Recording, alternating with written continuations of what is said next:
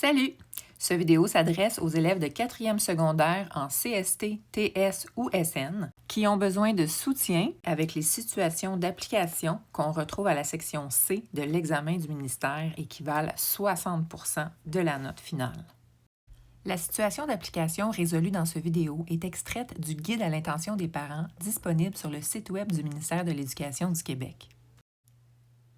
Je commence par lire la question au complet et j'identifie ce que je cherche. Deux segments de droite.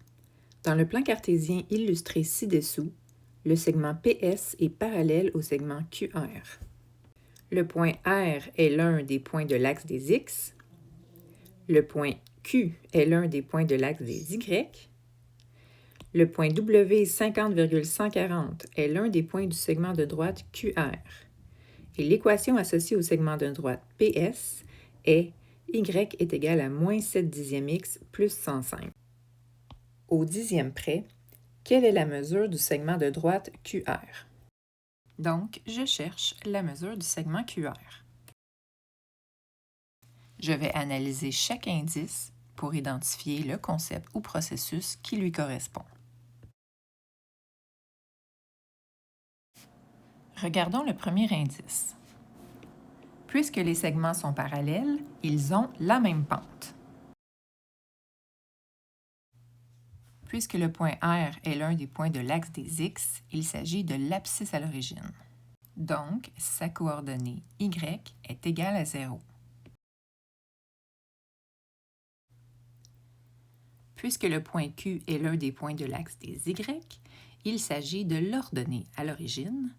Donc, sa valeur de X est égale à 0. Puisque le point W est l'un des points du segment de droite QR, je pourrais utiliser ces coordonnées X et Y pour trouver l'équation du segment QR. Et finalement, puisque je connais l'équation du segment PS, je vais l'utiliser pour repérer la valeur de la pente du segment PS, qui sera la même que celle du segment QR, puisque les deux segments sont parallèles. Je suis maintenant prête à planifier les étapes de ma démarche. Premièrement, je vais trouver l'équation de QR à l'aide de la pente qui est de moins 7 dixièmes et du point W. Deuxièmement, à l'aide de l'équation de QR, je vais trouver les coordonnées manquantes des points Q et R. Et finalement, je vais trouver la mesure de QR à l'aide de la formule de distance entre deux points. Je suis prête à mettre tout ça en application en laissant des traces claires et structurées et en respectant les conventions mathématiques. Premièrement, je trouve l'équation de QR. Y égale AX plus B. A est égal à moins 7 dixièmes.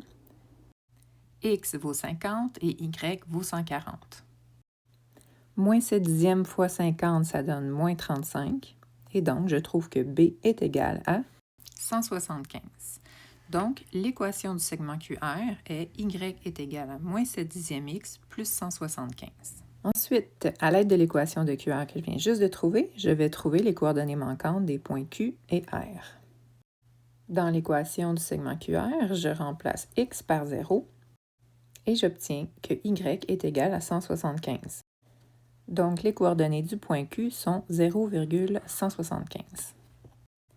Toujours dans l'équation du segment QR, je remplace maintenant Y par 0 et je procède à la résolution pour isoler la variable X. Puisque X est égal à 250, les coordonnées du point R sont 250,0. Troisième et dernière étape, je vais trouver la mesure du segment QR à l'aide de la formule de distance entre deux points. En faisant mes calculs, j'obtiens que la distance QR est égale à 305,1638904, etc. Au dixième près, ça me donne une réponse de 305,2 unités.